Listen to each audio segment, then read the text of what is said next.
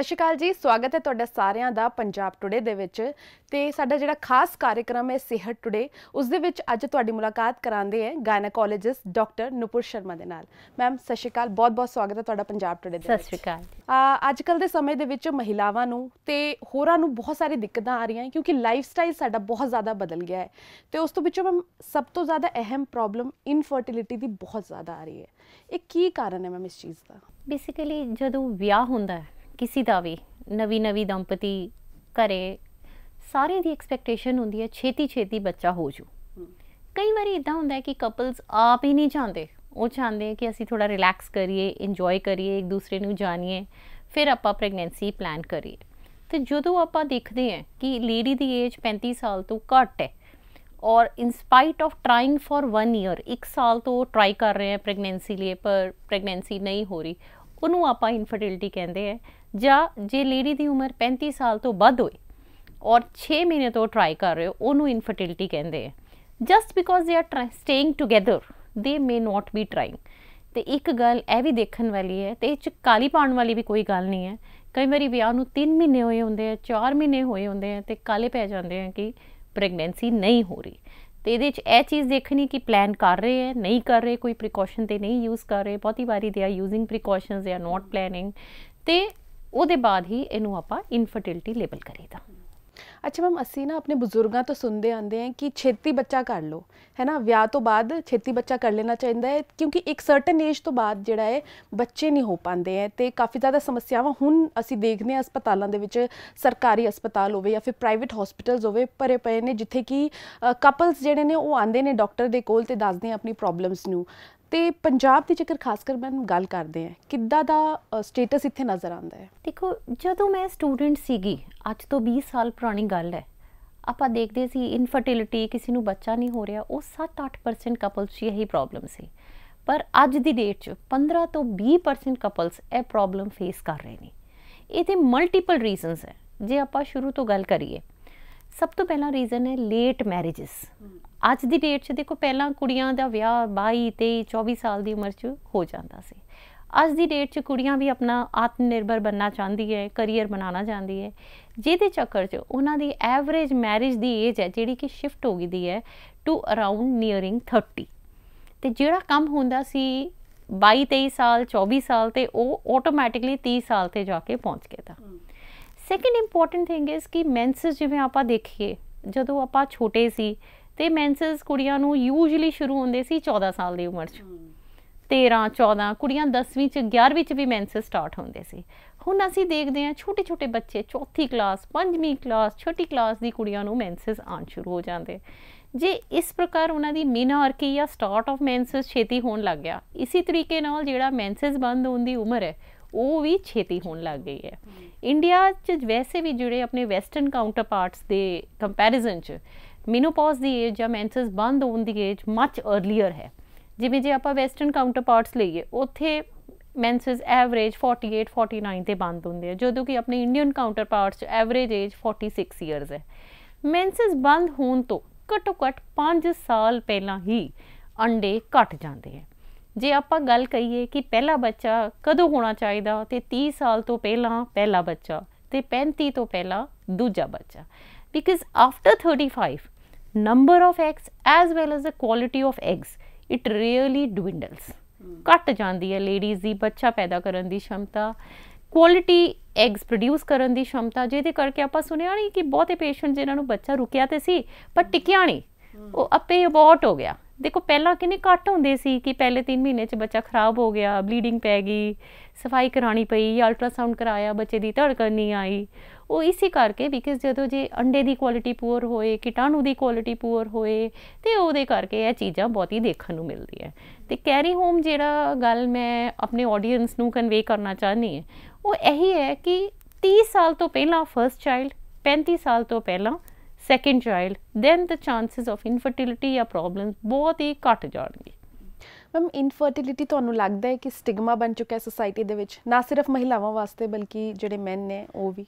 ਦੇਖੋ, it's not stigma, it is a social problem and it is actually a very big social problem. Beauty ਇਹਦੀ ਇਹ ਹੈ ਕਿ it is ਫੁੱਲੀ ਟਰੀਟੇਬਲ। ਜੇ ਆਪਾਂ ਇਹਨੂੰ ਪ੍ਰੋਪਰ ਟਾਈਮ 'ਤੇ ਮੈਜੋਰਿਟੀ ਆਫ ਪੇਸ਼ੈਂਟਸ ਨੂੰ ਟ੍ਰੀਟਮੈਂਟ ਦਈਏ, ਪ੍ਰੋਪਰ ਟਾਈਮਿੰਗ, ਪ੍ਰੋਪਰ ਟ੍ਰੀਟਮੈਂਟ, ਤੇ ਮੋਰ ਦੈਨ 90% ਕੈਨ ਕਨਸੀਵ। ਇਹ ਫालतू ਦਾ ਲੇਬਲ ਉਹਨਾਂ ਤੇ ਲੱਗ ਜਾਂਦਾ ਕਿ ਇਹ ਇਨਫਰਟਾਈਲ ਹੈ, ਇਹਨਾਂ ਕੋਲੋਂ ਬੱਚਾ ਨਹੀਂ ਹੋਣਾ। ਇਟਸ ਅ ਸਟਿਗਮਾ ਜਿਹੜਾ ਬਿਨਾਂ ਗੱਲ ਤੋਂ ਪੈ ਜਾਂਦਾ।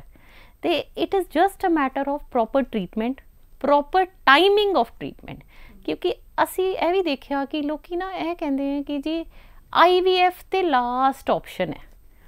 ਇਸ ਚੀਜ਼ ਦੇ ਨਾਲ ਸਾਡੇ ਕੋਲ ਬਹੁਤੇ ਪੇਸ਼ੈਂਟਸ ਆਉਂਦੇ ਆ ਜਿਨ੍ਹਾਂ ਦੀ ਵਿਆਹ ਨੂੰ 10 ਸਾਲ ਹੋ ਗਏ, 15 ਸਾਲ ਹੋ ਗਏ, 20 ਸਾਲ ਹੋ ਗਏ। ਉਦੋਂ ਉਹਨਾਂ ਦੀ ਗੁੱਡ ਮਾਰਨਿੰਗ ਹੁੰਦੀ ਹੈ, ਉਦੋਂ ਸੋਚਦੇ ਆ ਹੁਣ ਆਪਾਂ ਚਲੀਏ IVF ਵੱਲ। See IVF is just a modality of treatment.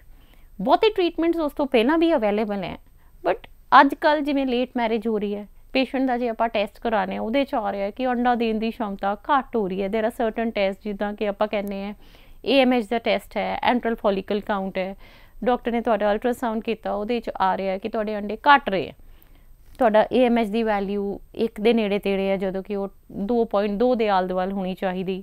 ਤੇ ਇਹਦੇ 'ਚ ਜੇ ਡਾਕਟਰ ਤੁਹਾਨੂੰ ਐਡਵਾਈਸ ਕਰਦਾ ਹੈ ਕਿ ਤੁਸੀਂ ਛੇਤੀ IVF ਕਰਾ ਲਓ, ਤੁਸੀਂ ਆਪਣੇ ਅੰਡਿਆਂ ਨਾਲ ਕਰਾ ਲਓਗੇ, ਕੀਟਾਣੂ ਤੁਹਾਡੇ ਹਸਬੈਂਡ ਦੇ ਯੂਜ਼ ਹੋ ਜਾਣਗੇ, ਤੇ that would be a very good decision. Unnecessary ਜਦੋਂ ਆਪਾਂ ਡਿਲੇ ਕਰੀ ਜਾਂਦੇ ਹਾਂ ਫਿਰ then it becomes IVF with donor eggs. ਜਿੰਨਾ ਲੇਟ ਹੋਈ ਜਾਊਗਾ ਲੇਡੀ ਦੇ ਅੰਡੇ ਖਤਮ ਹੋ ਜਾਣਗੇ। ਤੇ this holds true not only for women, even gents ਦਾ ਵੀ ਇਹੀ ਹਾਲ ਹੈ। ਆਪਾਂ ਸਾਡੀ ਸੁਸਾਇਟੀ 'ਚ ਇਹ ਬੜੀ ਬਿਮਾਰੀ ਹੈ ਕਿ ਹਮੇਸ਼ਾ ਹਰ ਗੱਲ ਤੇ ਆਪਾਂ ਲੇਡੀਜ਼ ਨੂੰ ਬਲੇਮ ਕਰੀਦਾ ਕਿ ਜੇ ਬੱਚਾ ਨਹੀਂ ਹੋ ਰਿਹਾ ਇਹਦੇ 'ਚ ਕੋਈ ਪ੍ਰੋਬਲਮ ਹੋਣੀ, ਮੁੰਡਾ ਤੇ ਮੇਰਾ ਬੜਾ ਚੰਗਾ ਹੈ। But that is not true. ਅੱਜ ਦੀ ਡੇਟ 'ਚ ਜਿਹੜੀ ਮੇਲਸ ਹੈ ਉਹਨਾਂ ਦੀ ਲਾਈਫ ਵੀ ਫੁੱਲ ਆਫ ਸਟ੍ਰੈਸ ਹੈ। ਜੇ ਤੁਸੀਂ ਦੇਖੋ ਉਹਨਾਂ ਦੇ ਜਿਹੜੇ IT ਕੰਪਨੀਜ਼ 'ਚ ਕੰਮ ਕਰਦੇ ਹੈ, they are under lot of stress, performance pressure ਹੁੰਦਾ ਹੈ, ਉਹਨਾਂ ਨੂੰ ਆਪਣੇ ਟਾਰਗੇਟਸ ਫੁਲਫਿਲ ਕਰਨੇ ਹੁੰਦੇ ਹੈ, ਡੇ ਐਂਡ ਨਾਈਟ ਸ਼ਿਫਟਾਂ ਹੁੰਦੀਆਂ। ਦੇਖੋ ਬਹੁਤੇ ਲੋਕੀ ਹੈ ਜਿਹੜੇ ਕਿ US ਕੰਪਨੀਜ਼ 'ਤੇ ਕੰਮ ਕਰ ਰਹੇ ਹੈ, ਇੱਥੇ ਇੰਡੀਆ ਰਹਿ ਕੇ ਪੂਰੀ ਰਾਤ ਜਾਗ ਕੇ ਕੰਮ ਕਰਦੇ। ਜਿੱਦਾਂ ਲਾਈਫ ਸਟਾਈਲ ਚੇਂਜ ਹੁੰਦਾ ਉਹਦਾ ਸਪਰਮ ਕੁਆਲਿਟੀ 'ਤੇ ਵੀ ਅਸਰ ਪੈਂਦਾ।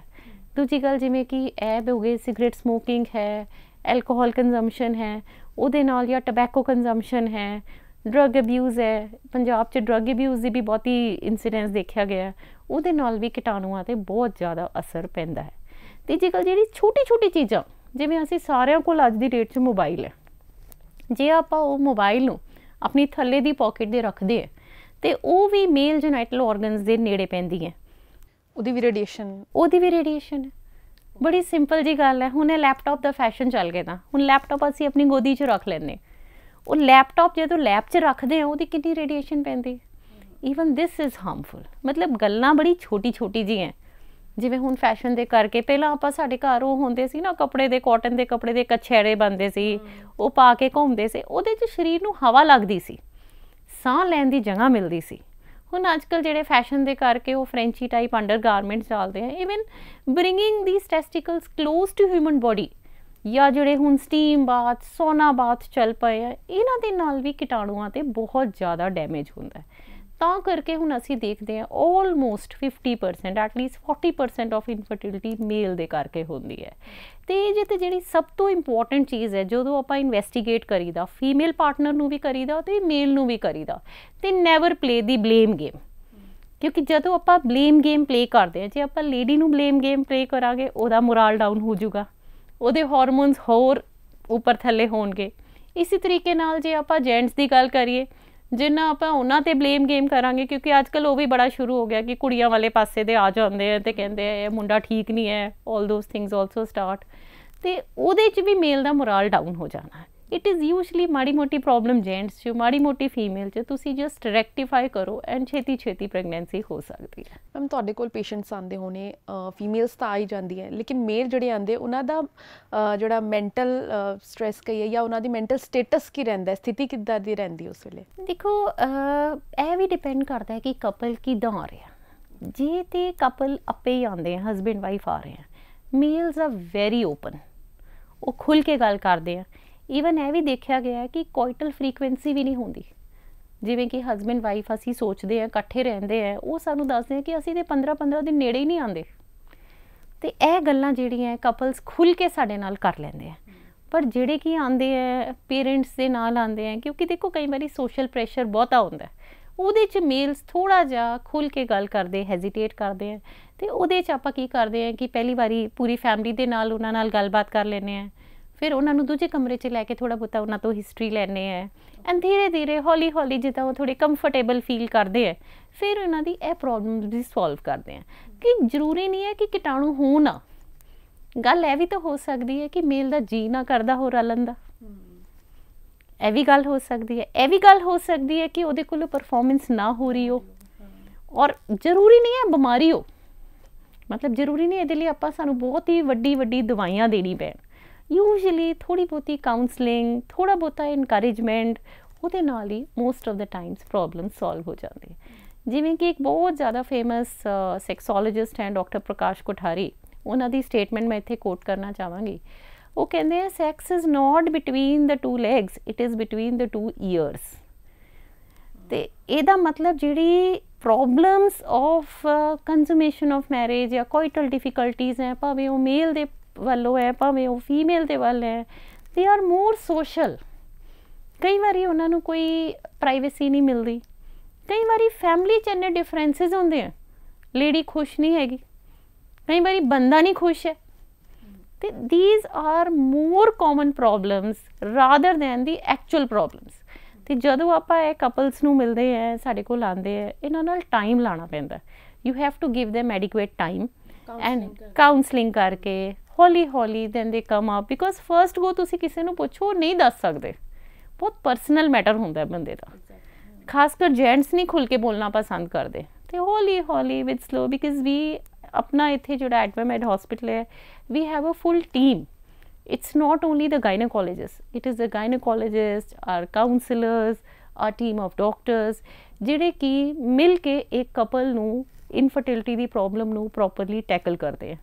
ਕਈ ਵਾਰੀ ਇਸ਼ੂਜ਼ ਪੇਸ਼ੈਂਟ ਦੇ ਫਾਈਨੈਂਸ਼ੀਅਲ ਹੁੰਦੇ ਆ, ਮੇਲਸ ਦੇ, ਮਤਲਬ ਜਿਹੜੇ ਕਿ ਇੱਕ ਸੋਚਣ ਵਾਲੀ ਗੱਲ ਹੈ, ਕਈ ਵਾਰੀ ਮੇਲ ਇੰਨੇ ਜ਼ਿਆਦਾ ਫਾਈਨੈਂਸ਼ੀਅਲ ਸਟ੍ਰੈਸ 'ਚ ਹੁੰਦਾ ਕਿ ਉਹਦੇ ਲਈ ਜਿਹੜੀ ਇਹ ਚੀਜ਼ ਹੈ ਰਿਲੇਸ਼ਨ ਕਰਨਾ ਇੱਕ ਬਹੁਤ ਸੈਕੰਡਰੀ ਮੈਟਰ ਹੋ ਜਾਂਦਾ। ਅਤੇ ਇਹ ਹੌਲੀ ਹੌਲੀ ਟਾਈਮ ਲਗਾ ਕੇ ਉਹਨਾਂ ਨਾਲ ਪ੍ਰੋਬਲਮ ਸੋਲਵ ਕੀਤੀ ਜਾ ਸਕਦੀ ਹੈ, ਪਰ ਤਾਂ ਹੀ ਹੋਣੀ ਜੇ ਤੁਸੀਂ ਪਹੁੰਚੋਗੇ ਸਾਡੇ ਕੋਲ। ਉਹ ਬਹੁਤ ਜ਼ਿਆਦਾ ਜ਼ਰੂਰੀ ਹੈ। ਘਰ ਬਹਿ ਕੇ ਗੂਗਲ ਬਾਬਾ ਤੋਂ ਪੁੱਛ ਕੇ ਜਾਂ ਆਪਣੇ ਯਾਰ ਦੋਸਤਾਂ ਨੇ ਪੁੱਛਣਾ, ਬਿਕੋਜ਼ ਉੱਥੇ ਤੁਸੀਂ ਜਦੋਂ ਗੱਲਬਾਤ ਕਰਦੇ ਹੋ you don't get technical information. ਅਤੇ ਇਸ ਕਰਕੇ rather then internet which is a wrong source of information, mostly inaccurate source of information, ਦੂਜੇ ਦੀ problem is not your own problem. ਜੇ ਦੂਜੇ ਨੂੰ ਕੋਈ ਪ੍ਰੋਬਲਮ ਹੈ, ਤੁਸੀਂ ਇਹ ਨਹੀਂ ਸੋਚੋ ਕਿ ਤੁਹਾਡੀ ਵੀ ਸੋਲਿਊਸ਼ਨ ਉਹੀ ਹੋ ਜਾਣਾ ਉਸੇ ਚੀਜ਼ ਨਾਲ। It is very systematic. ਅਤੇ ਜਿਹੜੇ ਹੋਰ ਜਿਹੜੇ ਉਹ ਆਪਾਂ ਦੇਖਦੇ ਹੈ ਜਗ੍ਹਾ ਜਗ੍ਹਾ ਬੋਰਡ ਲੱਗੇ ਹੁੰਦੇ ਹੈ, ਮਰਦਾਨਾ ਤਾਕਤ ਦੇ ਲਈ ਮਿਲੀਏ, ਉਹ ਸਾਰੀ ਚੀਜ਼ਾਂ ਨਾਲ ਕੰਮ ਬਹੁਤ ਜ਼ਿਆਦਾ ਖਰਾਬ ਹੋ ਜਾਂਦਾ ਹੈ। यहाँ तक कि ਅਸੀਂ ਦੇਖਦੇ ਹਾਂ ਕਿ ਮੇਲਸ ਟੈਸਟੋਸਟੀਰੋਨ ਦੇ ਟੀਕੇ ਲਗਵਾ ਕੇ ਆ ਜਾਣੇ, ਜਿਹਦੇ ਨਾਲ ਉਹਦੇ ਆਪਣੇ ਜਿਹੜੇ ਕੀਟਾਣੂ ਇੰਨੇ ਸੋਹਣੇ ਰੱਬ ਨੇ ਦਿੱਤੇ ਦੇ ਉਹ ਹੀ ਖਤਮ ਹੋ ਜਾਂਦੇ। ਅਤੇ ਇਨ ਚੀਜ਼ਾਂ ਤੋਂ ਜ਼ਰੂਰ ਬਚੋ। ਔਰ ਜੇ ਕੋਈ ਵੀ ਪ੍ਰੋਬਲਮ ਆ ਰਹੀ ਹੈ, ਮਤਲਬ it is not only related to pregnancy, any consummation of marriage 'ਚ ਪ੍ਰੋਬਲਮ ਆ ਰਹੀ ਹੈ, ਰਿਲੇਸ਼ਨਸ 'ਚ ਪ੍ਰੋਬਲਮ ਆ ਰਹੀ ਹੈ, ਅਤੇ ਪਲੀਜ਼ ਪ੍ਰੋਪਰਲੀ ਗਾਇਨੋਕੋਲੋਜਿਸਟ ਨੂੰ, ਆਪਣੇ ਡਾਕਟਰ ਨੂੰ ਮਿਲੋ, ਰਾਦਰ ਦੈਨ ਜਿਹੜੇ ਇਨਐਕੂਰੇਟ ਸੋਰਸਿਸ ਆਫ ਇਨਫੋਰਮੇਸ਼ਨ 'ਤੇ ਰਿਲਾਈ ਬਿਲਕੁਲ ਨਾ ਕਰੋ। ਅੱਛਾ ਮੈਮ, ਜਿੱਦਾਂ ਸਾਡੀ ਸੁਸਾਇਟੀ ਹੈ ਨਾ, ਕਈ ਥਾਵਾਂ 'ਤੇ ਕੰਜ਼ਰਵੇਟਿਵ ਲੋਕ ਹਾਲੇ ਵੀ ਸਾਨੂੰ ਮਿਲਦੇ ਹੈ, ਅਤੇ ਹੁਣ ਜਿਹੜੀ ਇਹ ਪ੍ਰੋਬਲਮ ਹੈ, ਤੁਸੀਂ ਕਿਹਾ ਕਿ ਸੋਸ਼ਲ ਪ੍ਰੋਬਲਮ ਹੈ, ਹੁਣ ਇਹਨੂੰ ਲੈ ਕੇ ਲੋਕੀ ਤੁਹਾਡੇ ਕੋਲ ਆ ਰਹੇ ਨੇ। ਪੰਜਾਬ ਦੀ ਜੇਕਰ ਮੈਂ ਗੱਲ ਕਰਾਂ, ਹੁਣ ਵੈਸੇ ਕਾਫੀ ਖੁੱਲ੍ਹ ਗਏ ਤਾਂ, ਜਿਵੇਂ ਆਪਾਂ ਬੈਠੇ ਦੇ ਹਾਂ ਇੱਥੇ ਚੰਡੀਗੜ੍ਹ, ਜ਼ੀਰਕਪੁਰ, ਟਰਾਈ ਸਿਟੀ 'ਚ ਬੈਠੇ ਦੇ ਹੈ, ਇਹ ਏਰੀਆ ਜਿਹੜਾ ਹੈ ਐਟਲੀਸਟ 100 ਕਿਲੋਮੀਟਰ ਰੇਡੀਅਸ ਨੂੰ ਫੀਡ ਕਰ ਰਿਹਾ।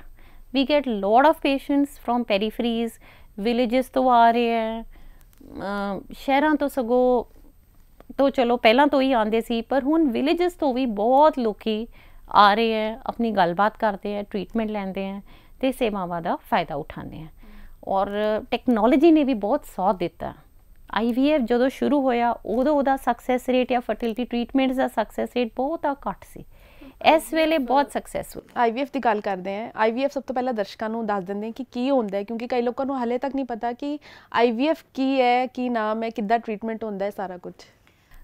ਦੇਖੋ ਜੀ, ਆਪਾਂ ਲੈ ਕੇ ਚੱਲੀਏ ਮੋਟੇ ਤੌਰ 'ਤੇ ਸਾਨੂੰ ਗੱਲ ਇਹ ਸਮਝਣੀ ਹੈ ਕਿ ਔਰਤ ਨੇ ਅੰਡਾ ਦੇਣਾ ਹੈ, ਜੈਂਟਸ ਨੇ ਕੀਟਾਣੂ ਦੇਣਾ, ਅਤੇ ਦੋਨਾਂ ਦੇ ਰਲਣ ਨਾਲ ਬੱਚਾ ਬਣਨਾ, ਜਿਹਨੂੰ ਕਿ ਆਪਾਂ ਐਂਬਰੀਓ ਕਹਿੰਦੇ ਜਾਂ ਪ੍ਰੈਗਨੈਂਸੀ ਕਹਿੰਦੇ ਆ, ਬੱਚਾ ਕਹਿੰਦੇ ਆ। ਜਿਹੜਾ IVF ਹੈ ਉਹਦੇ 'ਚ ਅੰਡਾ ਤੇ ਕੀਟਾਣੂ ਕੁਦਰਤੀ ਤੌਰ ਤੇ ਅੰਡਾ ਤੇ ਕੀਟਾਣੂ ਜਿਹੜੇ ਔਰਤ ਦੇ ਸਰੀਰ 'ਚ ਮਿਲਦੇ ਆ ਤੇ ਬੱਚਾ ਉੱਥੇ ਬਣਦਾ ਹੈ, ਉੱਥੇ 9 ਮਹੀਨੇ ਪਨਪਦਾ ਹੈ।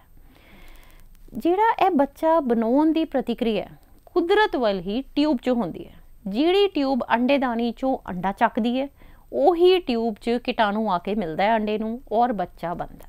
ਬੱਚਾ ਬਣਨ ਦੇ ਬਾਅਦ 30 ਚੌਥੇ 5ਵੇਂ ਦਿਨ ਜਾ ਕੇ ਉਹ ਬੱਚੇਦਾਨੀ 'ਚ ਜਾ ਕੇ ਚਿਪਕ ਜਾਂਦਾ ਹੈ ਤੇ ਫਿਰ ਪ੍ਰੈਗਨੈਂਸੀ ਟੈਸਟ ਜਦੋਂ ਆਪਾਂ ਦੇਖਦੇ ਹਾਂ ਦਿਨ ਚੜ੍ਹ ਗਏ ਪੋਜ਼ੀਟਿਵ ਆਉਂਦਾ ਹੈ। IVF 'ਚ ਸਿਰਫ ਇੰਨੀ ਗੱਲ ਹੈ ਕਿ ਜਿਹੜਾ ਅੰਡਾ ਤੇ ਕੀਟਾਣੂ ਉਹਨਾਂ ਦੀ ਜਿਹੜੀ ਮਿਲਣ ਦੀ ਪ੍ਰਤੀਕਿਰਿਆ ਉਹ ਸਰੀਰ ਦੇ ਬਾਹਰ ਹੋਏਗੀ, ਤਾਂ ਹੀ ਇਹਨੂੰ ਆਪਾਂ ਕਹਿੰਦੇ ਟੈਸਟ ਟਿਊਬ। ਕੁਦਰਤ ਦੀ ਬਣਾਈ ਟਿਊਬ ਨਹੀਂ, ਟੈਸਟ ਟਿਊਬ ਬੇਬੀ। ਜਿਹੜਾ ਬੱਚਾ ਬਣਾਉਣ ਦੀ ਪ੍ਰਤੀਕਿਰਿਆ ਉਹ ਬਾਹਰ ਕੀਤੀ ਜਾਂਦੀ ਹੈ। ਤੇ ਬਾਹਰ ਕਰਨ ਲਈ ਸਾਨੂੰ ਕੀ ਕਰਨਾ ਹੈ ਕਿ ਲੇਡੀ ਦੇ ਅੰਡੇ ਬਾਹਰ ਕੱਢਣੇ ਪੈਣੇ, ਜੈਂਟਸ ਦੇ ਸਪਰਮ ਸਾਨੂੰ ਬਾਹਰ ਲੈਣੇ ਪੈਣੇ। ਜੈਂਟਸ ਦੇ ਸਪਰਮਸ ਤੋਂ ਸੈਂਪਲ ਦੇਣਾ ਬਹੁਤ ਈਜ਼ੀ ਹੈ। ਜਿਹੜਾ ਲੇਡੀਜ਼ ਦੇ ਅੰਡਾ ਬਣਾਉਣ ਦੀ ਪ੍ਰਤੀਕਿਰਿਆ ਹੈ ਕੁਦਰਤੀ ਤੌਰ 'ਤੇ ਲੇਡੀਜ਼ ਇੱਕ ਅੰਡਾ ਬਣਾਉਂਦੀ ਹੈ, ਹਰ ਮਹੀਨੇ ਇੱਕ ਅੰਡਾ ਬਣਦਾ। ਜਿਵੇਂ ਮੈਂ ਪੇਸ਼ੈਂਟਸ ਨੂੰ ਵੀ ਕਹਿੰਦੀ ਹਾਂ ਦੇਖੋ ਮੁਰਗੀ ਤੇ ਰੋਜ਼ ਅੰਡਾ ਦੇਣੀ ਹੈ, ਲੇਕਿਨ ਜਿਹੜੀ ਲੇਡੀ ਹੈ ਉਹ ਕੁਦਰਤ ਵਾਲੀ ਮਹੀਨੇ 'ਚ ਇੱਕ ਅੰਡਾ ਦਿੰਦੀ ਹੈ। ਜਿਹੜਾ ਜੇ ਆਪਾਂ ਲੈ ਕੇ ਚੱਲੀਏ chances of pregnancy per month, ਕਿਸੇ ਦਾ ਨਵਾਂ ਵਿਆਹ ਹੋਇਆ ਹੈ ਤੇ 10% ਕਪਲਸ ਨੂੰ ਫਰਸਟ ਮੰਥ 'ਚ ਪ੍ਰੈਗਨੈਂਸੀ ਹੁੰਦੀ ਹੈ। ਜੇ ਤੁਸੀਂ ਇਮੈਜਿਨ ਕਰੋ ਇੱਕ ਸਮੂਹ ਵਿਵਾਹ ਹੋਇਆ, 10 ਕੁੜੀਆਂ 10 ਮੁੰਡੇ ਇਕੱਠੇ ਵਿਆਹ ਹੋਇਆ ਹੈ ਤੇ at the end of 1 month ਸਿਰਫ ਇੱਕ ਲੇਡੀ ਪ੍ਰੈਗਨੈਂਟ ਹੋਣੀ ਹੈ। ਹੌਲੀ at the end of 1 year almost ਉਹਦੇ 'ਚੋਂ 6 ਲੇਡੀਜ਼ ਤੋਂ 8 ਲੇਡੀਜ਼ ਆਲਰੇਡੀ ਪ੍ਰੈਗਨੈਂਟ ਹੋ ਜਾਣੀ ਹੈ। ਤੇ ਇਸ ਦਾ ਮਤਲਬ ਇਹ ਹੋਇਆ ਕਿ per month chances of pregnancy ਸਿਰਫ 10 ਤੋਂ 30% ਹੈ। ਕਿਉਂਕਿ ਅਸੀਂ ਗੱਲ ਕੀ ਕਰ ਰਹੇ ਹਾਂ, ਅਸੀਂ ਇੱਕ ਅੰਡੇ ਦੀ ਗੱਲ ਕਰ ਰਹੇ ਹਾਂ। ਜਦੋਂ ਆਪਾਂ IVF ਕਰਦੇ ਹਾਂ ਇਹਦੇ 'ਚ ਆਪਾਂ ਇੱਕ ਅੰਡਾ ਨਹੀਂ ਖੜਦੇ, ਅਸੀਂ ਲੇਡੀ ਨੂੰ ਕੁਝ ਟੀਕੇ ਲਗਾਉਂਦੇ ਹਾਂ, ਕੁਝ ਦਵਾਈਆਂ ਦਿੰਦੇ ਹਾਂ ਜਿਹਦੇ ਨਾਲ ਸਾਨੂੰ 8-10 ਦੇ ਕਰੀਬ ਅੰਡੇ ਪ੍ਰਿਪੇਅਰ ਹੋ ਜਾਂਦੇ ਆ। ਉਹ ਅੰਡਿਆਂ ਨੂੰ ਆਪਾਂ ਬਾਹਰ ਖਿੱਚ ਲੈਂਦੇ ਹਾਂ, ਅਲਟਰਾਸਾਊਂਡ ਮਸ਼ੀਨ ਦੇ ਇੱਕ ਸੂਈ ਲਾ ਕੇ ਪੇਸ਼ੈਂਟ ਨੂੰ ਬੇਹੋਸ਼ ਕਰਕੇ ਅੰਡੇ ਆਪਾਂ ਬਾਹਰ ਖਿੱਚ ਲੈਂਦੇ ਹਾਂ। ਫਿਰ ਮੇਲ ਦਾ ਜਿਹੜਾ ਕੀਟਾਣੂ ਹੈ ਸਪਰਮ ਉਹਦੇ ਨਾਲ ਰਲਾਉਂਦੇ ਆ, ਜਿਵੇਂ ਆਪਾਂ IVF ਕਰਦੇ ਹਾਂ ਜਾਂ ਉਸ ਤੋਂ ਇੱਕ ਬੈਟਰ ਟੈਕਨੀਕ ਹੁੰਦੀ ਹੈ ਇੱਕ CO ਕਰ ਸਕਦੇ ਹਾਂ। ਉਹਨੂੰ ਫਿਰ ਗਰੋ ਕਰਦੇ ਆ। ਜੇ ਆਪਾਂ ਜਿਵੇਂ ਸੋਮਵਾਰ ਨੂੰ ਅੰਡੇ ਖਿੱਚੇ ਤੇ ਅੰਡਾ ਕੀਟਾਣੂ ਨੂੰ ਰਲਾਇਆ ਤੇ ਜਿਹੜੇ ਵੀਰਵਾਰ ਦੇ ਬੱਚੇ ਉਹਨੂੰ ਆਪਾਂ Day 3 ਐਮਬਰੀਓ ਕਹਿੰਦੇ ਆ। ਤੇ ਜਿਹੜਾ Day 3 ਐਮਬਰੀਓ ਜਾਂ ਬੱਚਾ ਆਪਾਂ ਲੇਡੀ ਦੇ ਸਰੀਰ ਦੇ ਵਿੱਚ ਪਾ ਦੇਣੇ। ਜਦੋਂ ਆਪਾਂ ਗੱਲ ਕਰ ਰਹੇ ਹਾਂ Day 3 ਐਮਬਰੀਓ, ਆਪਾਂ ਤੁਸੀਂ ਇਹ ਨਾ ਸੋਚੋ ਜਿਹੜਾ ਗੋਦੀ 'ਚ ਬੱਚਾ ਪੈਂਦਾ, ਗੋਦੀ 'ਚ ਬੱਚਾ ਪੈਣਾ 9 ਮਹੀਨੇ ਦੇ ਬਾਅਦ। ਆਪਾਂ ਗੱਲ ਕਰ ਰਹੇ ਹਾਂ ਜਦੋਂ ਬੱਚਾ ਬਣ ਰਿਹਾ ਸਰੀਰ 'ਚ, ਤੇ ਉਹ ਬੱਚਾ ਮਾਈਕਰੋਸਕੋਪਿਕ ਹੁੰਦਾ ਹੈ। ਉਹਨੂੰ ਪਤਲੀ ਜਿਹੀ ਨੌਲੀ ਦੇ ਦੁਆਰਾ, ਪਲਾਸਟਿਕ ਦੀ ਸਿਲੀਕੋਨ ਦੀ ਨੌਲੀ ਹੁੰਦੀ ਹੈ, ਆਪਾਂ ਲੇਡੀ ਦੇ ਸਰੀਰ 'ਚ ਵਾਪਸ ਪਾ ਦੇਈਦਾ ਤੇ ਉਹਦੇ ਬਾਅਦ ਬੱਚਾ ਚਿਪਕਾਉਣ ਦੀ ਦਵਾਈਆਂ ਤੇ ਟੀਕੇ ਦੇਈਦਾ। ਤੇ IVF ਜਿਹੜਾ ਹੈ ਉਹ ਕੁਦਰਤ ਦੇ ਹੀ ਜਿਹੜਾ ਬਣਾਇਆ ਪ੍ਰੋਸੈਸ ਹੈ, ਉਹੀ ਅੰਡਾ ਉਹੀ ਕੀਟਾਣੂ, ਸਿਰਫ ਰਲਾਉਣ ਦੀ ਟੈਕਨੀਕ ਥੋੜੀ ਜਿਹੀ ਅਲੱਗ ਹੈ, ਰਲਾਉਣ ਦੀ ਪਲੇਸ ਥੋੜੀ ਜਿਹੀ ਡਿਫਰੈਂਟ ਹੈ। ਸਰੀਰ ਦੇ ਅੰਦਰ ਨਾ ਹੋ ਕੇ ਸਰੀਰ ਦੇ ਬਾਹਰ ਰਲਾਉਣਾ ਹੈ। ਤੇ ਜਿਹੜਾ 1 ਮਹੀਨੇ 'ਚ ਇੱਕ ਅੰਡਾ ਬਣਨਾ ਸੀ, ਉਹ ਜਿਹੜਾ ਕੰਮ 10 ਮਹੀਨੇ 'ਚ ਹੋਣਾ ਸੀ 10 ਅੰਡੇ, ਉਹ ਕੰਮ ਇੱਕ ਵਾਰੀ 'ਚ ਕਰ ਦਿੱਤਾ ਜਾਂਦਾ ਹੈ। ਅਦਰਵਾਈਜ਼ ਬਾਕੀ ਜਿਹੜਾ ਸਾਰਾ ਕੰਮ ਹੈ ਬੱਚੇ ਨੇ 9 ਮਹੀਨੇ ਮਾਂ ਦੇ ਗਰਭ 'ਚ ਹੀ ਕੱਟਣੇ ਹੈ, ਉੱਥੇ ਹੀ ਉਹਨੇ ਗਰੋ ਕਰਨਾ ਹੈ, ਵਿਕਾਸ ਹੋਣਾ ਉਹਦਾ ਤੇ ਬੱਚਾ ਸਾਡੀ ਗੋਦ 'ਚ ਪੈਣਾ। ਇਹ ਪ੍ਰੋਸੈਸ ਕਿੰਨਾ ਕੀ ਸੇਫਰ ਹੈ ਤੇ ਇਹਦਾ ਜਿਹੜਾ ਇੱਕ ਪ੍ਰੋਗਰੈਸ ਰੇਟ ਕਹੀਏ ਜਾਂ ਫਿਰ ਕਿੰਨਾ ਕੀ ਠੀਕ ਸਾਬਿਤ ਹੁੰਦਾ ਹੈ, ਮਤਲਬ ਪਰਸੈਂਟੇਜ ਕਿੰਨਾ ਰਹਿੰਦਾ? ਜਿੱਦਾਂ ਕਿ ਆਪਾਂ ਸੇਫਟੀ ਦੀ ਗੱਲ ਕਰੀਏ, ਹੁਣ ਆਪਾਂ ਰੋਜ਼ ਗੱਡੀ ਚਲਾਉਂਦੇ ਹਾਂ, ਰੋਜ਼ ਜਾਂਦੇ ਹਾਂ, ਆਪਾਂ ਟਰੈਵਲ ਕਰਦੇ ਹਾਂ। Now what is the incident of accident? It's almost 1 in 10,000. With the advancement of technology and the experience of the team, I would say team ਦੇ ਵਿੱਚ ਸਾਡੀ ਸਾਰੇ ਆ ਜਾਂਦੇ ਗਾਇਨੇਕੋਲੋਜਿਸਟ, ਐਮਬਰੀਓਲੋਜਿਸਟ, ਕਾਉਂਸਲਰਸ, ਦੀ ਐਂਟਾਇਰ ਟੀਮ। ਜਿਹੜਾ ਸਕਸੈਸ ਰੇਟ ਆਫ IVF ਹੈ ਉਹ ਬਹੁਤਾ ਵੱਧ ਗਿਆ। ਜਦੋਂ ਸ਼ੁਰੂ ਹੋਇਆ ਸੀ 10-20% ਦੀ ਗੱਲਾਂ ਕਰਦੇ ਸੀ, ਅੱਜ ਦੇ ਡੇਟ 'ਚ ਆਪਾਂ 50-60% ਦੀ ਗੱਲਾਂ ਕਰਦੇ ਹਾਂ। ਤੇ ਜਿਹੜਾ ਸੇਫਟੀ ਹੈ ਉਹ ਵੀ ਆਪਾਂ ਇੰਨੀ ਗੱਲ ਕੌਨਫੀਡੈਂਟਲੀ ਕਹਿ ਸਕਦੇ ਹਾਂ ਜਿਵੇਂ ਸੜਕ 'ਤੇ ਚੱਲਦੇ ਐਕਸੀਡੈਂਟ ਦਾ ਰਿਸਕ ਹੁੰਦਾ, ਇੰਨਾ ਕਿਸ ਪ੍ਰੋਸੀਜਰ 'ਤੇ ਰਿਸਕ ਹੁੰਦਾ। ਤਾਂ ਜਦੋਂ ਆਪਾਂ ਜਾਂਦੇ ਹਾਂ ਸੜਕ 'ਤੇ, ਡੇਲੀ ਆਪਾਂ ਗੱਡੀ ਉਠਾ ਕੇ ਜਾਂਦੇ ਹਾਂ, ਆਪਣੀ ਜੋਬ 'ਤੇ ਜਾਂਦੇ ਹਾਂ ਕਿਤੇ, ਆਪਾਂ ਕਦੇ ਨਹੀਂ ਸੋਚਦੇ ਕਿ ਮੇਰਾ ਐਕਸੀਡੈਂਟ ਹੋ ਜਾਊਗਾ। ਤੇ ਇਸੇ ਤਰੀਕੇ ਨਾਲ ਅਸੀਂ ਜਦੋਂ ਕੋਈ ਵੀ ਪ੍ਰੋਸੀਜਰ ਐਮਬਾਰਕ ਕਰੀਏ, ਖਾਸ ਕਰ ਜਿਹੜਾ ਕਿ ਸਾਡੇ ਦਿਲ ਦੇ ਇੰਨੇ ਨੇੜੇ ਹੈ, ਦੇਖੋ ਇਹਦੇ ਨਾਲ ਸਾਨੂੰ ਸਾਰੀ ਉਮਰ ਦੀ ਖੁਸ਼ੀਆਂ ਮਿਲਣੀ ਹੈ, ਉਹਦੇ ਬਾਰੇ ਆਪਾਂ ਇਹ ਨਹੀਂ ਸੋਚ ਕੇ ਚੱਲਦੇ ਕਿ ਕੋਈ ਐਕਸੀਡੈਂਟ ਹੋ ਜਾਊਗਾ। ਉਹ ਹੁੰਦਾ ਹੈ ਤੇ ਉਹ ਕਿਸਮਤ ਦੀਆਂ ਗੱਲਾਂ ਹੈ, ਪਰ ਅਦਰਵਾਈਜ਼ ਬਾਈ ਐਂਡ ਲਾਰਜ ਇਹ ਪ੍ਰੋਸੀਜਰ ਅੱਜ ਦੀ ਡੇਟ 'ਚ ਬਹੁਤਾ ਸੇਫ ਹੈ। Definitely there are few complications, few implications, but they can be very easily dealt with ਜੇ ਪ੍ਰੋਪਰ ਤੁਸੀਂ ਅੱਛੇ ਹੈਂਡਸ 'ਚੋਂ, ਤੇ ਇਹ ਸਾਰੀ ਪ੍ਰੋਬਲਮਸ ਨੂੰ ਚੰਗੀ ਤਰ੍ਹਾਂ ਡੀਲ ਕੀਤਾ ਜਾ ਸਕਦਾ ਹੈ। ਮੈਮ IVF ਆਮ ਤੌਰ ਤੇ ਕਿਹਾ ਜਾਂਦਾ ਹੈ ਕਿ ਬਹੁਤ ਕੋਸਟਲੀ ਪ੍ਰੋਸੈਸ ਹੈ, ਤੇ ਇਸ ਤੋਂ ਇਲਾਵਾ ਹੋਰ ਵੀ ਕਾਫੀ ਪ੍ਰੋਸੈਸ ਨੇ, ਖਾਸ ਕਰ ਜੇ ਸੈਰੋਗੇਸੀ ਹੋ ਗਿਆ ਜਾਂ ਫਿਰ ਹੋਰ ਵੀ ਕਈ ਤਰ੍ਹਾਂ ਦੇ ਪ੍ਰੋਸੈਸ ਨੇ, ਤੇ ਉਹਨਾਂ ਵੱਲ ਲੋਕੀ ਕਿਉਂ ਨਾ ਜਾਣ, IVF ਕਿਉਂ ਕਰਨ?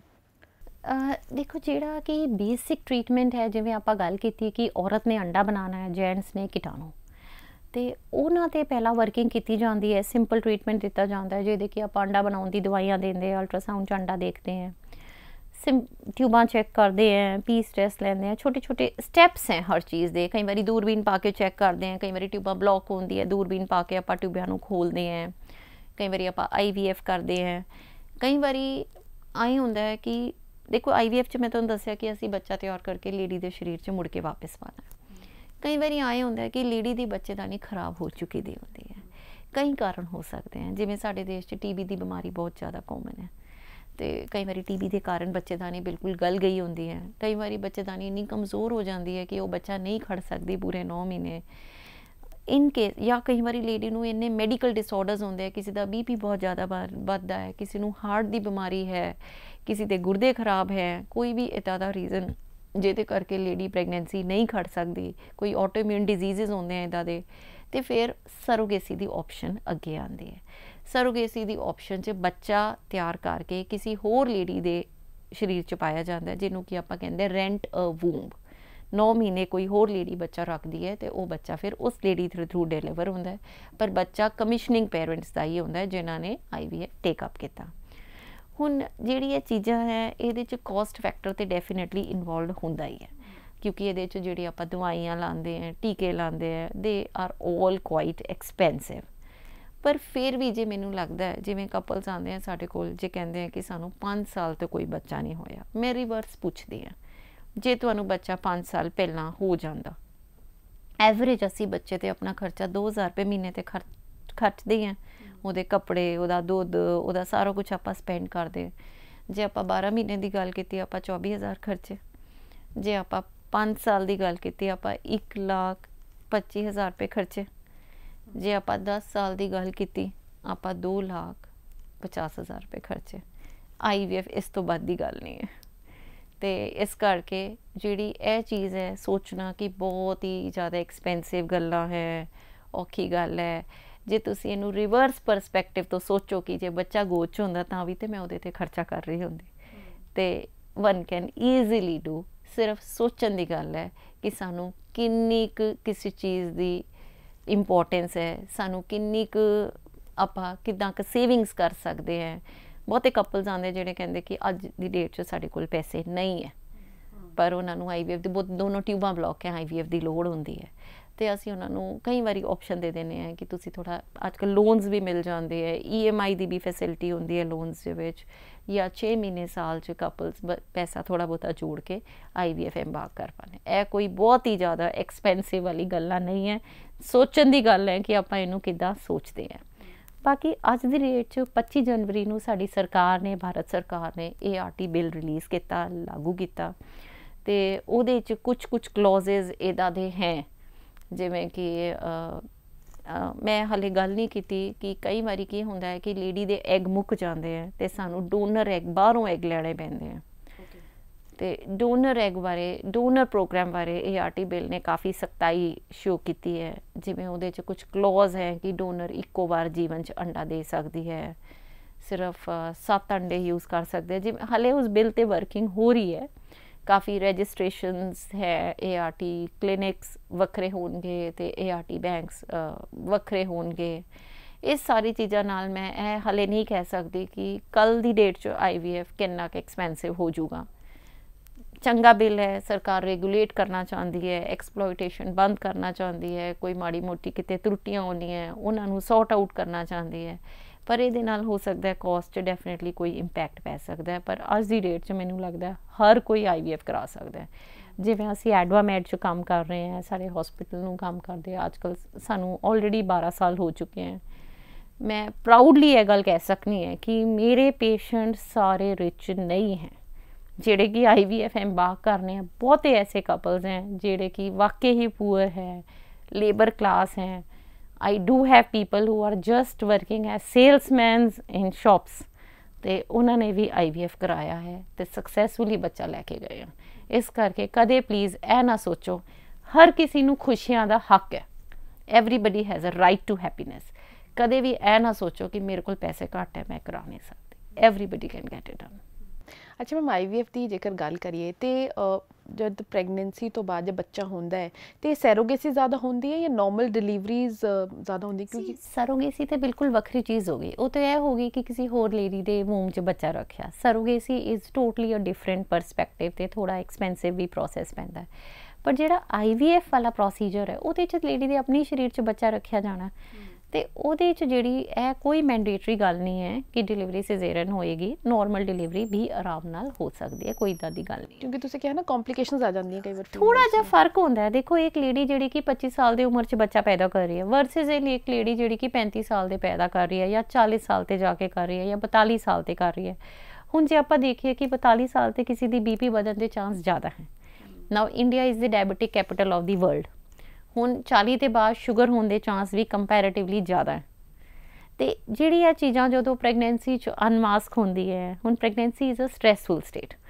जिन्हों BP ਵਧਣ ਦੀ ਟੈਂਡੈਂਸੀ ਹੈ, जिन्हों शुगर बनने की ਟੈਂਡੈਂਸੀ है, जिहदे लीवर टेस्ट गड़बड़ होने की ਟੈਂਡੈਂਸੀ है, वो प्रैगनेंसी च ज़्यादा अनमास्क होंगे।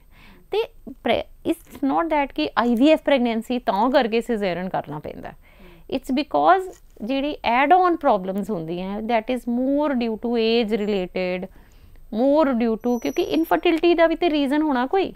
जे किसी को बच्चा नहीं हो रहा तो कोई तो रीजन होना ना शरीर च। जिवें आजकल लेडीज़ नूं PC होंदा, polycystic ovarian disease which is a metabolic disturbance, उहदे च शुगर भी थोड़ी वधी होंदी है मोस्ट ऑफ दी पेशेंट्स से, मोटापा भी होंदा है। मोटापा अपने आप च एक बीमारी है। तो हुण पेशेंट 100 किलो तो वधदी है, BP उन्होंने है, शुगर उन्होंने है, तो लीवर टेस्ट उहदे गड़बड़ है, तो डेफिनेटली चांसिस ऑफ सिजेरियन वध जाने हैं।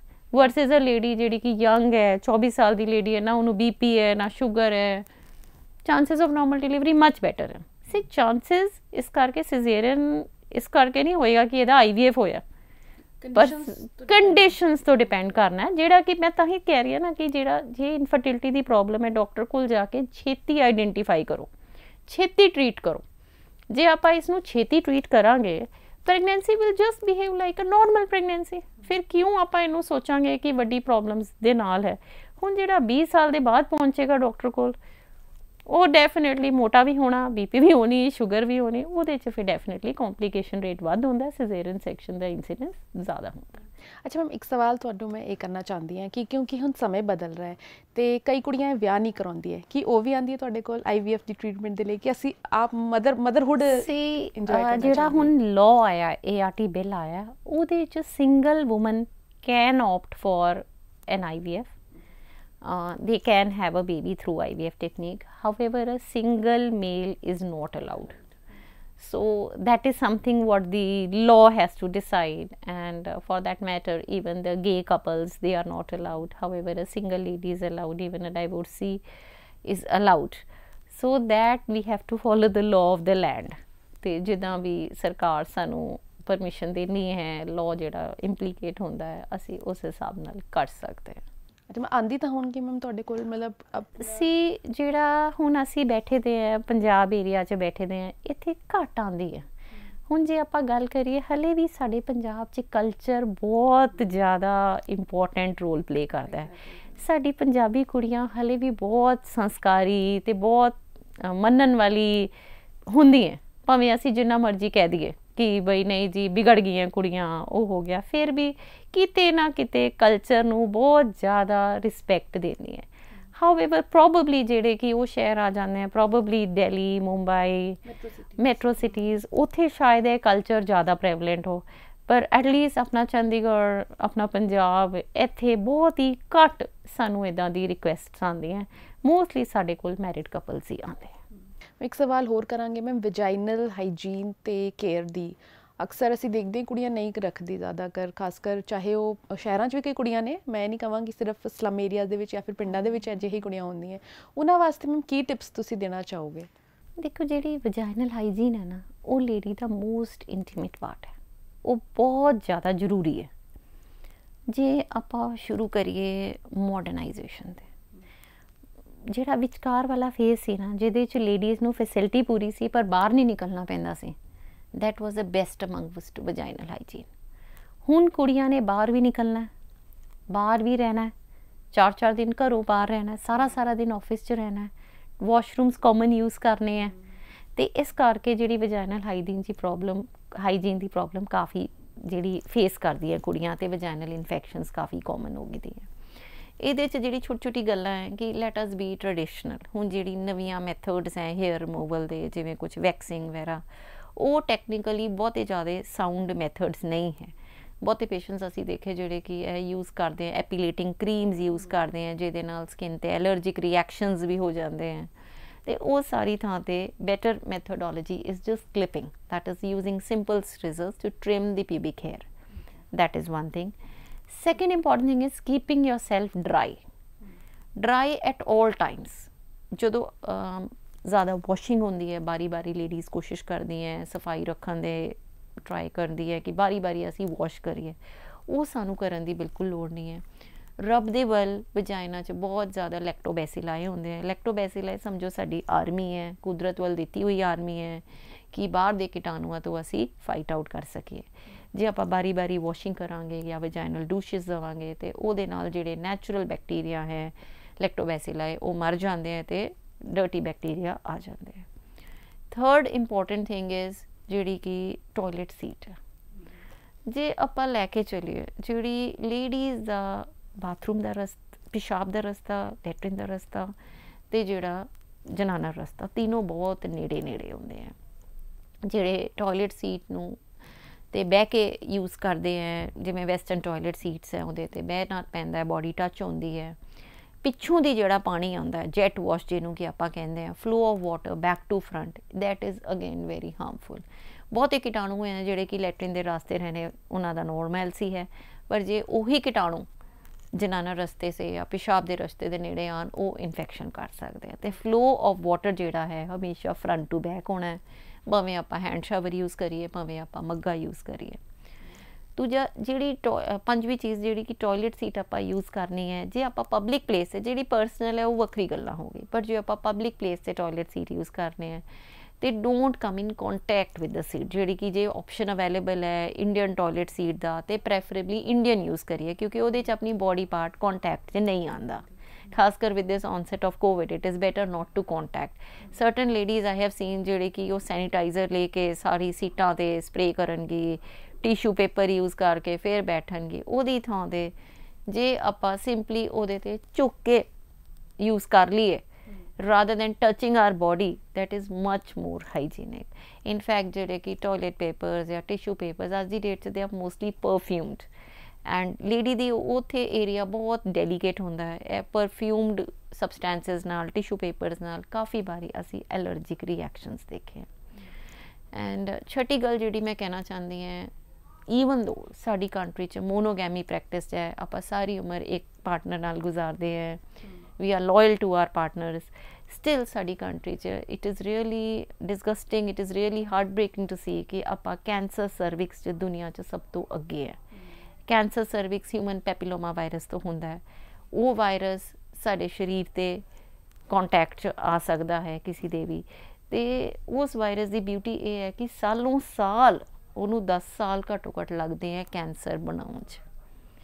ਇਨ 10 ਸਾਲਾਂ 'ਚ ਅਸੀਂ ਜਿਹੜੀ ਲੁਕੋਰੀਆ ਦੀ ਪ੍ਰੋਬਲਮ ਹੈ ਉਹਨੂੰ ਇਗਨੋਰ ਕਰੀ ਜਾਂਦੇ ਹਾਂ, ਜਿਹਦੇ ਕਰਕੇ ਹਿਊਮਨ ਪੈਪਿਲੋਮਾ ਵਾਇਰਸ ਦੇ ਕੀਟਾਣੂ ਨੂੰ ਉੱਥੇ ਥਾਂ ਬਣਾਉਣ ਦਾ ਮੌਕਾ ਮਿਲਦਾ ਹੈ। ਫਿਰ ਅਸੀਂ ਆਪਣਾ ਚੈੱਕਅਪ ਨਹੀਂ ਕਰਾਉਂਦੇ ਰੈਗੂਲਰ। ਜੇ ਆਪਾਂ ਚੈੱਕਅਪ ਕਰਾਈਏ, ਜਿਵੇਂ ਕਿ ਛੋਟਾ ਜਿਹਾ ਟੈਸਟ ਹੁੰਦਾ ਪੈਪਸਮੀਅਰ, ਜੇ ਆਪਾਂ ਜਿਵੇਂ ਰਿਕਮੈਂਡਡ ਹੈ 21 ਸਾਲ ਦੀ ਉਮਰ ਦੇ ਬਾਅਦ all sexually active women should undergo a pap smear every 3 yearly till the age of 65 years। ਜੇ ਆਪਾਂ ਰੈਗੂਲਰ ਪੈਪ ਸਮੀਅਰ ਕਰਾਉਣ ਅਤੇ ਕੈਂਸਰ ਬਣਾਉਣ ਤੋਂ ਪਹਿਲਾਂ ਹੀ ਸਾਨੂੰ ਪਤਾ ਲੱਗ ਜਾਏ ਅਤੇ ਉਹਦਾ ਟਰੀਟਮੈਂਟ ਹੋ ਜਾਏ। ਔਰ ਇਸ ਤੋਂ ਵੀ ਵੱਡੀ ਗੱਲ, ਜਿਵੇਂ ਅੱਜ ਕੱਲ੍ਹ ਕੋਵਿਡ ਨੇ ਸਭ ਨੂੰ ਦੱਸਦਾ ਹੈ ਕਿ ਕੋਈ ਵੈਕਸੀਨ ਨਾਮ ਦੀ ਚੀਜ਼ ਹੈ, ਇਹਦੇ ਲਈ ਵੀ ਹਿਊਮਨ ਪੈਪਿਲੋਮਾ ਵਾਇਰਸ ਦੇ ਲਈ ਵੀ ਵੈਕਸੀਨ ਆਉਂਦੀ ਹੈ। ਅੱਜ ਦੀ ਡੇਟ 'ਚ ਸਾਰੀ ਕੁੜੀਆਂ ਨੂੰ ਵੈਕਸੀਨੇਸ਼ਨ ਹੋਣੀ ਚਾਹੀਦੀ। 9 ਸਾਲ ਦੀ ਉਮਰ ਤੋਂ ਆਪਾਂ ਵੈਕਸੀਨੇਸ਼ਨ ਸਟਾਰਟ ਕਰ ਸਕਦੇ ਹਾਂ। 9 to 14 ਈਅਰਸ ਦੀ ਏਜ ਦੇ ਵਿੱਚ ਗਰਲਸ ਨੂੰ 2 ਡੋਜ਼ਸ ਲੱਗਦੀ ਹੈ। ਇਹਦੀ ਵੈਕਸੀਨ ਦੇ ਬਾਈਵੈਲੈਂਟ, ਕੁਆਡਰੀਵੈਲੈਂਟ ਯਾਨੀ ਈਵਨ 9 ਸਟ੍ਰੇਨਸ ਵਾਲੀ ਵੈਕਸੀਨਸ ਅੱਜ ਦੀ ਡੇਟ 'ਚ ਅਵੇਲੇਬਲ ਹੈ। ਜੇ 14 ਸਾਲ ਤੋਂ ਵੱਧ ਉਮਰ ਹੋ ਸਕਦੀ ਹੈ, even till the age of 45 women can be vaccinated, but then the doses are 3, 0 dose 1 month, 0 dose 2 months and 6 months apart. So all of us ਜਿਵੇਂ ਆਪਾਂ ਹੁਣ ਕੋਵਿਡ ਦੀ ਵੈਕਸੀਨ ਕਰਵਾ ਕੇ ਥੋੜ੍ਹਾ ਕੌਨਫੀਡੈਂਟ ਫੀਲ ਕਰਦੇ ਹਾਂ ਕਿ ਸਾਨੂੰ ਕੋਈ ਬਹੁਤਾ ਸੀਵੀਅਰ ਡਿਜ਼ੀਜ਼ ਨਹੀਂ ਹੋਗਾ, ਜੇ ਆਪਾਂ ਸਾਰੇ ਕਿ ਸਾਰੇ ਹਿਊਮਨ ਪੈਪਿਲੋਮਾ ਵਾਇਰਸ ਦੇ ਅਗੇਂਸਟ ਵੈਕਸੀਨੇਟਡ ਹੈ ਤੇ ਕੈਂਸਰ ਸਰਵਿਕਸ ਦੀ ਇੰਸੀਡੈਂਸ ਬਹੁਤ ਘੱਟ ਜਾਏਗੀ। ਬਾਕੀ ਇਹ ਤੇ ਮੇਰਾ ਮਤਲਬ this is a topic which is very close to my heart and the talk is endless. ਜਿਵੇਂ ਜੇ ਆਪਾਂ ਸੈਨੀਟਰੀ ਨੈਪਕਿਨਸ 'ਤੇ ਆ ਜਾਈਏ, ਭਾਵੇਂ ਉਹ ਸੋਕਡ ਹੈ ਨਹੀਂ ਸੋਕਡ ਹੈ, ਆਪਾਂ 4-6 ਘੰਟੇ ਪਿੱਛੇ ਬਦਲ ਲਈਏ। ਲੋਕ ਕੀ ਕਰਦੇ, ਲੌਂਗ ਯੂਜ਼ ਨੈਪਕਿਨਸ ਯੂਜ਼ ਕਰਦੇ ਆ ਜੀ, ਇਹਦੇ 'ਚ ਡਰਾਈ ਵੀਵ ਕਵਰੇਜ ਅੱਜਕੱਲ ਐਡਸ ਵੀ ਆਉਂਦੀ ਨਾ ਕਿ ਐਡਸ ਵੀ ਆਉਂਦੀਆਂ। ਅਤੇ ਜਿਹੜਾ ਨੈਪਕਿਨ ਤੁਸੀਂ ਆਪ ਸੋਚ ਕੇ ਦੇਖੋ, ਜਿਹੜਾ ਸਵੇਰੇ ਲਾਇਆ 9 ਵਜੇ ਅਤੇ ਰਾਤੀ 9 ਵਜੇ ਤੁਸੀਂ ਚੇਂਜ ਕਰੋਗੇ, ਉਹ 'ਚ ਇਨਫੈਕਸ਼ਨ ਹੋਣੀ ਹੈ। Say regular use, say regular change of the sanitary napkins is very, very important. Then the type of sanitary napkin we are using. Why should we use a plastic on our intimate area? ਜੇ ਆਪਾਂ ਇੱਕ plastic ਦਾ polythene ਲੈ ਕੇ ਆਪਣੇ ਹੱਥ 'ਤੇ ਵੀ ਇੱਥੇ ਬੰਨ੍ਹ ਦਈਏ, ਸ਼ਾਮ ਤੱਕ ਉਹਦੇ ਥੱਲੇ ਸਕਿਨ ਗਲੀ ਵੀ ਸਾਨੂੰ ਮਿਲਣੀ ਹੈ। ਜੇ ਸਾਡੀ ਹੱਥ ਦੀ ਸਕਿਨ ਵੀ ਪਲਾਸਟਿਕ ਬਰਦਾਸ਼ਤ ਨਹੀਂ ਕਰਦੀ, ਫਿਰ ਆਪਾਂ ਸੈਨੀਟਰੀ ਨੈਪਕਿਨ ਕਿੱਦਾਂ ਯੂਜ਼ ਕਰ ਸਕਦੇ ਹਾਂ ਜਿਹਦੇ 'ਚ ਪਲਾਸਟਿਕ ਕਵਰਿੰਗ ਉੱਪਰ ਹੈ। ਅਤੇ ਇਹ ਛੋਟੀ ਛੋਟੀ ਜਿਹੀ ਗੱਲਾਂ ਹੈ, ਬਹੁਤ ਨਿੱਕੀ ਨਿੱਕੀ ਜਿਹੀ ਗੱਲਾਂ ਹੈ, ਬਟ ਬਹੁਤਾ ਫਰਕ ਪੈਂਦਾ ਜੇ ਆਪਾਂ ਛੋਟੀ ਛੋਟੀ ਚੇਂਜਸ ਆਪਣੀ ਲਾਈਫ ਸਟਾਈਲ 'ਚ ਲੈ ਕੇ ਆਈਏ। ਬਿਲਕੁਲ। ਅਤੇ ਜਿਹੜੀ ਛੋਟੀ ਛੋਟੀ ਚੀਜ਼ਾਂ ਮੈਮ ਨੇ ਦੱਸੀਆਂ, ਇਹ ਸ਼ਾਇਦ ਅਸੀਂ ਆਮ ਤੌਰ 'ਤੇ ਆਪਣੀ ਜ਼ਿੰਦਗੀ ਦੇ ਵਿੱਚ ਨਹੀਂ ਦੇਖਦੇ ਹਾਂ ਜਾਂ ਉਹਨੂੰ ਇਗਨੋਰ ਕਰ ਦਿੰਦੇ ਹਾਂ, ਲੇਕਿਨ ਇਨਫਰਟੀਲਿਟੀ, IVF ਕੀ ਹੁੰਦਾ ਹੈ, ਸੈਰੋਗੇਸੀ ਕੀ ਹੁੰਦੀ ਹੈ, ਇਸ ਤੋਂ ਇਲਾਵਾ ਵਜਾਈਨਲ ਹਾਈਜੀਨ ਕਿੱਦਾਂ ਰੱਖਣੀ ਹੈ, ਸਾਰੀ ਚੀਜ਼ਾਂ ਮੈਮ ਤੁਸੀਂ ਦੱਸੀ। ਹੋਪ ਕਰਦੇ ਹਾਂ ਕਿ ਦਰਸ਼ਕ ਵੀ ਜਿਹੜਾ ਹੈ ਆਪਣੀ ਆਮ ਜਿਹੜੀ ਉਹਨਾਂ ਦੀ ਜ਼ਿੰਦਗੀ ਹੈ, ਆਪਣਾ ਡੇਲੀ ਰੂਟੀਨ ਹੈ, ਉਸ ਵਿੱਚ ਇਨ ਚੀਜ਼ਾਂ ਨੂੰ ਅਪਲਾਈ ਕਰਨਗੇ, ਕਿਉਂਕਿ ਇਹ ਬੇਹੱਦ ਜ਼ਰੂਰੀ ਹੈ। ਕਿਉਂਕਿ ਕਹਿੰਦੇ ਨੇ ਕਿ ਸਿਹਤ ਹੈ ਤਾਂ ਹੀ ਸਾਰਾ ਕੁਛ ਹੈ, ਤੁਹਾਨੂੰ ਸਾਰਾ ਕੁਛ ਮਿਲ ਸਕਦਾ ਹੈ ਲੇਕਿਨ ਸਿਹਤ ਦੁਬਾਰਾ ਨਹੀਂ ਮਿਲਦੀ। ਅਤੇ ਮੈਮ ਬਹੁਤ ਚੰਗਾ ਲੱਗਿਆ ਤੁਹਾਡੇ ਨਾਲ ਗੱਲਬਾਤ ਕਰਕੇ। ਅਤੇ ਇਹ ਤਾਂ ਇੱਕ ਟੌਪਿਕ ਹੈ, ਮੈਨੂੰ ਲੱਗਦਾ ਤੁਹਾਡੇ ਨਾਲ ਬਹਿ ਕੇ ਨਾ ਹੋਰ ਅਸੀਂ ਬਹੁਤ ਚੀਜ਼ਾਂ ਡਿਸਕਸ ਕਰ ਸਕਦੇ ਹਾਂ। ਅਤੇ ਅੱਜ ਦਾ ਜਿਹੜਾ ਟੌਪਿਕ ਸੀਗਾ ਉਹ IVF, ਇਨਫਰਟੀਲਿਟੀ ਅਤੇ ਇਹ ਸਾਰੀ ਚੀਜ਼ਾਂ ਸੀਗੀ। ਅਤੇ ਜਿੱਦਾਂ ਤੁਸੀਂ ਕਿਹਾ ਕਿ ਬਹੁਤ ਜ਼ਿਆਦਾ ਵਾਸਟ ਟੌਪਿਕਸ ਨੇ ਫੀਮੇਲਸ ਨੂੰ ਲੈ ਕੇ, ਅਤੇ ਉਸ ਬਾਰੇ ਵੀ ਅਸੀਂ ਨੈਕਸਟ ਟਾਈਮ ਗੱਲ ਕਰਾਂਗੇ। ਲੇਕਿਨ ਫਿਲਹਾਲ ਦੇ ਲਈ ਬਹੁਤ ਬਹੁਤ ਧੰਨਵਾਦ ਮੈਮ। ਬਹੁਤ ਬਹੁਤ ਥੈਂਕ ਯੂ। ਤੁਹਾਨੂੰ ਮਿਲ ਕੇ ਸਾਨੂੰ ਵੀ ਬਹੁਤ ਚੰਗਾ ਲੱਗਿਆ। ਐਂਡ ਮੈਂ ਉਮੀਦ ਕਰਨੀ ਹੈ ਕਿ ਜਿਹੜੇ ਵੀ ਦਰਸ਼ਕ ਇਹ ਦੇਖ ਰਹੇ ਹੈ, ਉਹ ਕਿਤੇ ਨਾ ਕਿਤੇ ਤੇ ਸਾਡੇ ਕਨਵਰਸੇਸ਼ਨ ਦਾ ਕਿਤੇ ਨਾ ਕਿਤੇ ਉਹਨਾਂ ਨੂੰ ਫਾਇਦਾ ਜ਼ਰੂਰ ਹੋਗਾ। ਅਗਲੀ ਵਾਰੀ ਅਸੀਂ ਫੇਰ ਮਿਲਾਂਗੇ। ਜਿਹੜਾ ਟੌਪਿਕ ਐਤਕੇ ਮੈਂ ਕਰਨਾ ਚਾਹਾਂਗੀ ਨੈਕਸਟ ਟਾਈਮ, ਕੌਂਟਰਾਸੈਪਸ਼ਨ 'ਤੇ ਆਪਾਂ ਗੱਲ ਕਰਾਂਗੇ। It is endless, women health is endless. If women are healthy, the society is healthy and our society will grow. So we'll keep meeting you, keep working on it. Thank you very much. Thank you so much ma'am. Well said कि women जो healthy है तो society भी healthy रहेगी। सत श्री अकाल।